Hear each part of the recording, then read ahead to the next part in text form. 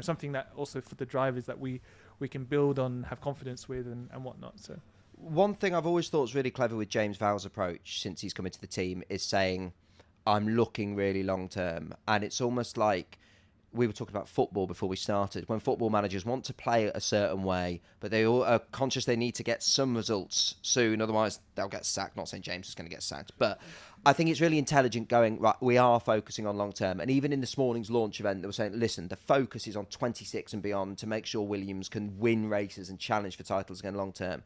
So with all of that said, given we're previewing the 2025 season, what's doable this season, bearing in mind Williams are focusing long term? Yeah, it's very true. It's more about just maximising this year, of course, for everyone, for the team, for ourselves. Even if you take it in terms of a financial point of view, it benefits everyone to have a good year this year and bring it into next year. And I think realistically, it's trying to make putting the foundations in place. We've done a lot of work back at the factory, changing procedures, and it's been documented a million times around the Excel sheets and whatnot, and making everything mainstream and current and modern. And on top of that, going towards the future, because at the end of the day, I think that I'm going straight away. I'm almost ignoring your question, going straight into 2026. No, you do what you like. But in the end, the top teams, even if they don't start the year perfectly strong, they always are able to bounce back. They can always do that kind of thing. And so you need the fundamentals, the pyramid, to be built from the very bottom.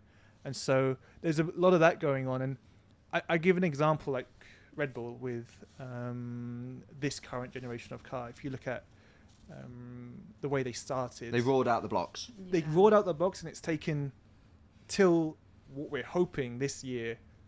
McLaren finally caught them up towards the end of the year. But that's they've had a 3-year head start on everyone. And so that's why it's so important when people think, why do teams keep talking about 2026? That's why it's so important. Because of the big rule changes, the regulation switches, new engines, new cars. And if you're behind on year one, unless you're a top team, it's really hard to get back.